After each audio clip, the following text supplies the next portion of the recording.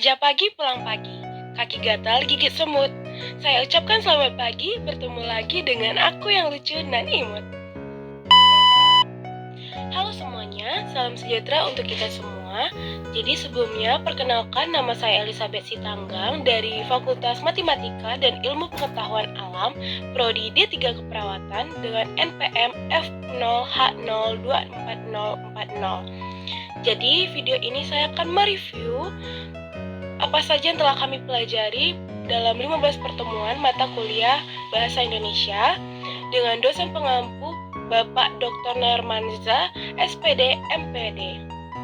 Sebelumnya, saya ucapkan terima kasih kepada Bapak Noe yang telah membimbing kami dan memberi pengetahuan baik itu di dalam ataupun di luar mata kuliah. Tanpa mengulur waktu yang banyak, saya akan memulai mereview pada pertemuan pertama dan pertemuan kedua. Pada pertemuan pertama dan kedua, kami membahas hakikat dan perkembangan bahasa Indonesia. Bahasa Indonesia adalah bahasa resmi nasional yang digunakan di seluruh wilayah Republik Indonesia sesuai dengan Undang-Undang RI Nomor 24 Tahun 2009 Pasal 1 dan Ayat 2. Bahasa Indonesia diresmikan sebagai bahasa nasional setelah Proklamasi Kemerdekaan Indonesia pada tanggal 18 Agustus 1945 yang berfungsi sebagai bahasa komunikasi. Sebagian besar warga Indonesia terdiri dari 348 bahasa daerah, namun tetap menggunakan bahasa Indonesia sebagai bahasa ibu. Ada dua kedudukan dan fungsi bahasa Indonesia. Yang pertama, kedudukan bahasa Indonesia sebagai bahasa nasional yang berfungsi pertama sebagai lambang kebanggaan kebangsaan, yang kedua lambang identitas nasional, yang ketiga alat penghubung antar warga, antar daerah, dan antar budaya, dan yang keempat alat pengembangan kebudayaan, ilmu pengetahuan, dan teknologi.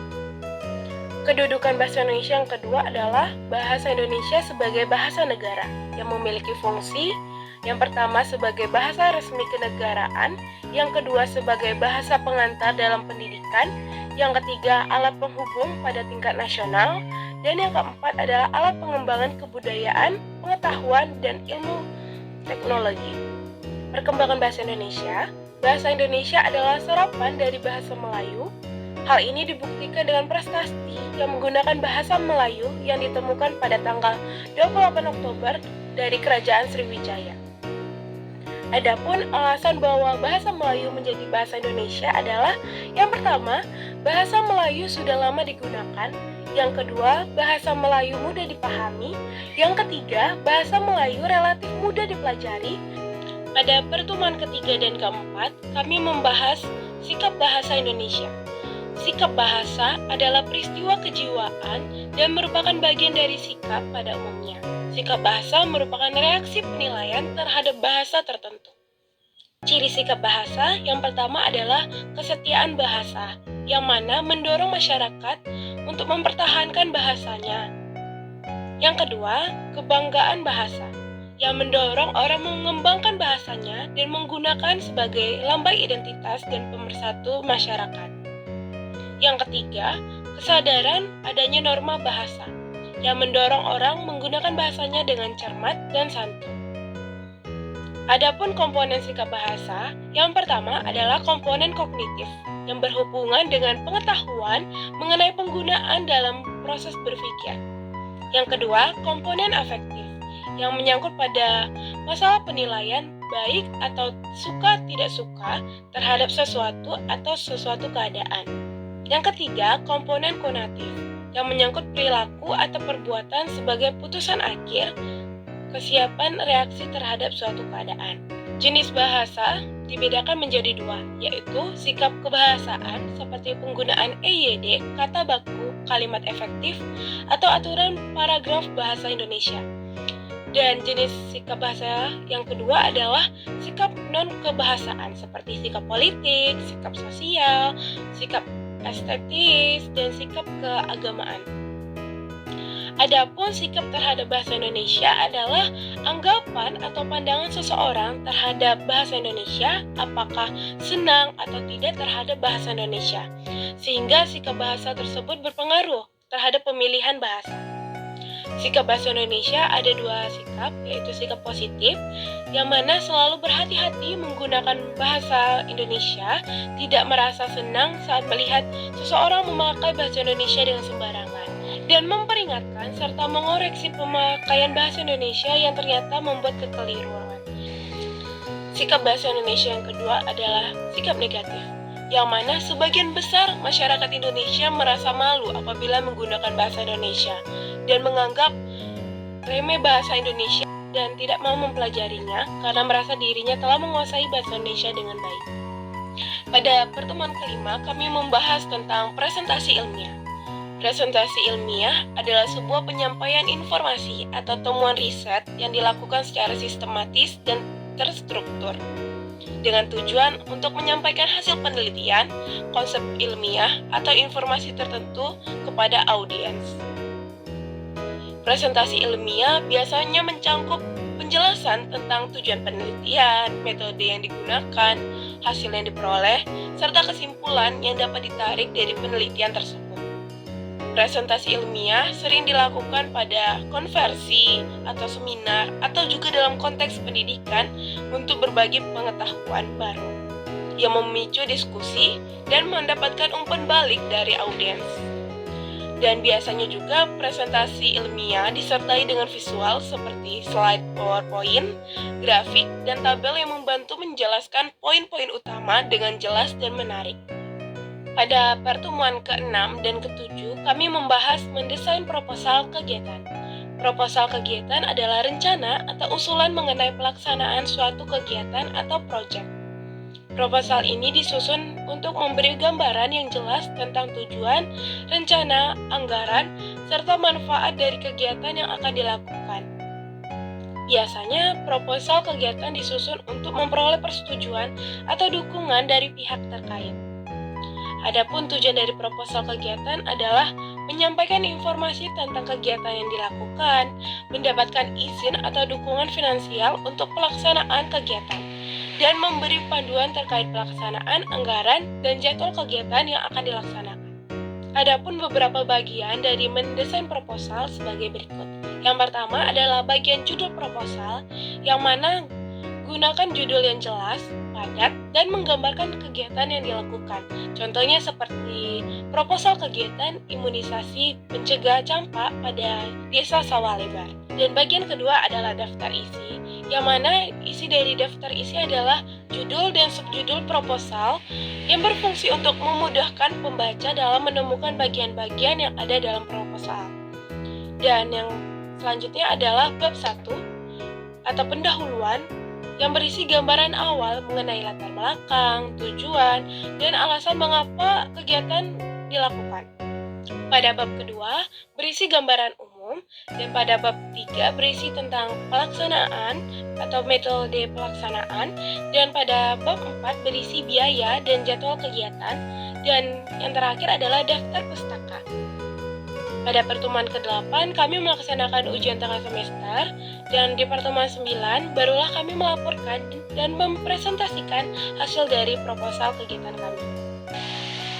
Nah, pada pertemuan 10 dan 11 kami membahas tentang mendesain penelitian atau mendesain proposal penelitian. Jadi penelitian itu adalah suatu proses penyelidikan yang ilmiah melalui pengumpulan, pengolahan, analisis, dan menyimpulkan data berdasarkan pendekatan, metode, dan teknik tertentu untuk menjawab suatu permasalahan. Nah, dalam proses mendesain proposal penelitian ini diperlukannya adanya rasional, yang mana arti rasional sendiri adalah masuk akal. Yang kedua itu sistematis, yang mana pada penelitian dibutuhkan langkah-langkah yang logis, dan yang keempat itu valid.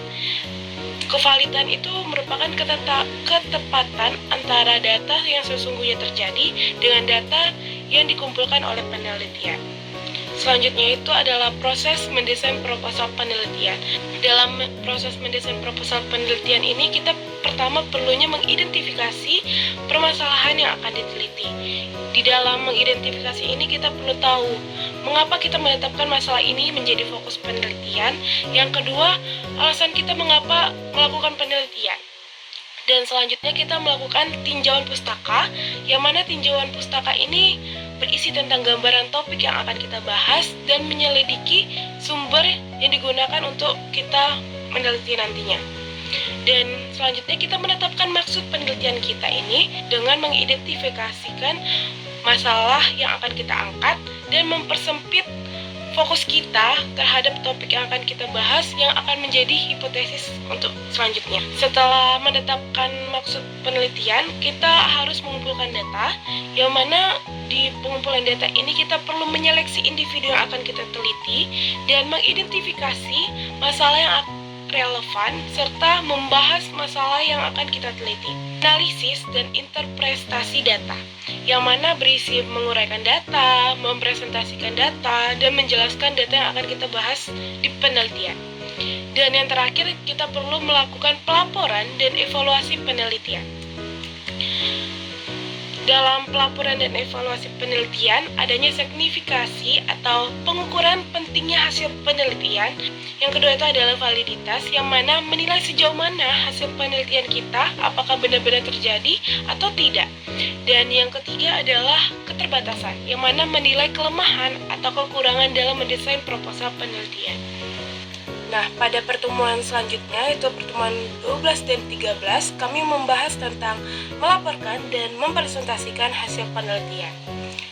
Dalam laporan penelitian terdapat beberapa sistematis proposal penelitian, yaitu pertama adalah sistematis laporan penelitian kuantitatif, yang mana penelitian kuantitatif ini merupakan menguji sebuah teori dengan menggunakan data dengan metode eksperimen, korelasional, dan survei.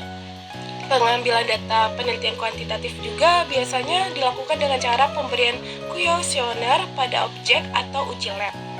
Adapun sistematika pada penelitian kuantitatif seperti pada bab pertama atau pendahuluan adalah berisi tentang latar belakang, ruang lingkup penelitian, rumusan permasalahan, tujuan penelitian, manfaat penelitian, dan definisi operasional. Dan pada bab 2 atau metodologi penelitian berisi tentang metode penelitian, tempat dan waktu penelitian, populasi dan sampel penelitian, teknik penggunaan data, instrumen penelitian, uji absahan dan data penelitian, hipotesis penelitian, teknik analisis data.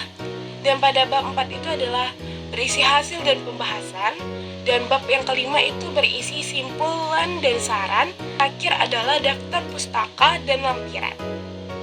Dan ada juga sistematika laporan penelitian kualitatif.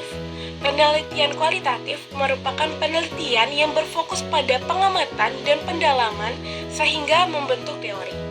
Penelitian kualitatif biasanya membutuhkan waktu yang cukup lama karena diperlukannya wawancara dengan pertanyaan runtutan dari teori, lalu observasi, dan melakukan evaluasi, serta keterlibatan peneliti pada ruang lingkup yang diteliti. Dan sistematika laporan penelitian kualitatif tidak jauh berbeda dengan sistematika laporan penelitian kuantitatif. Hanya saja, kalau laporan penelitian kuantitatif menggunakan hasil data angka, sedangkan laporan penelitian kualitatif tidak menggunakan hasil angka. Dan yang ketiga itu adalah sistematika laporan penelitian kombinasi, yang mana pada penelitian kombinasi ini merupakan penelitian menggunakan kombinasi antara kuantitatif dan kualitatif. Biasanya juga penelitian kombinasi ini mengembangkan suatu yang kecil dengan menggunakan teori AD atau analisis, desain program, dan evaluasi.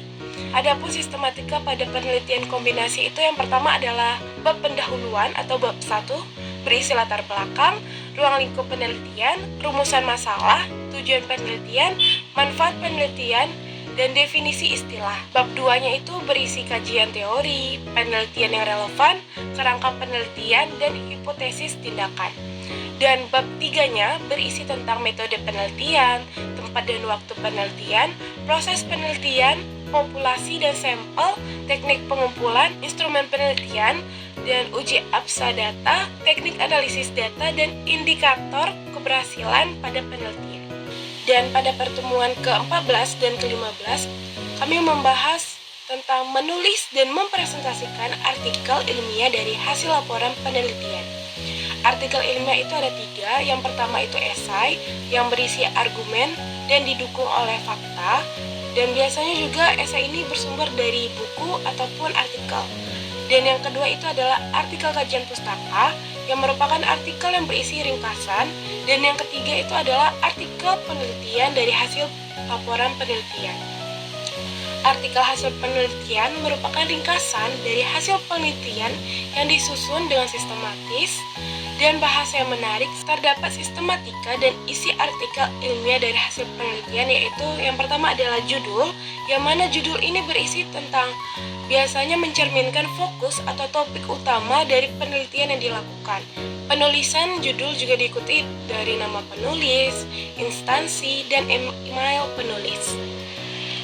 Dan yang kedua itu berisi tentang abstrak. Abstrak ini biasanya menggunakan bahasa Indonesia atau bahasa Inggris yang berisi tentang masalah atau tujuan penelitian serta metode penelitian dan teknik pengumpulan data, teknik analisis data, serta hasil penelitian. Dan biasanya di akhirnya itu ada kata kunci dari abstrak itu tersendiri. Setelah abstrak ada juga pendahuluan yang mana berisi latar belakang masalah, rumusan masalah, tujuan penelitian, dan manfaat penelitian. Landasan teori biasanya berisi tentang teori yang benar-benar digunakan dalam penelitian sesuai dengan rumusan masalah. Yang kelima adalah berisi tentang metodologi penelitian. Yang keenam itu berisi tentang hasil penelitian dan pembahasan. Biasanya diawali dengan penjelasan hasil penelitian, kemudian dilanjutkan dengan pembahasan yang berisi perbandingan atau persamaan hasil penelitian dengan teori dan penelitian relevan disertai data penelitian. Dan yang ketujuh adalah kesimpulan, yang mana kesimpulan ini berisi tentang gambaran umum hasil penelitian yang merupakan jawaban dari rumusan masalah penelitian disertai saran dan rekomendasi. Dan yang terakhir adalah daftar pustaka.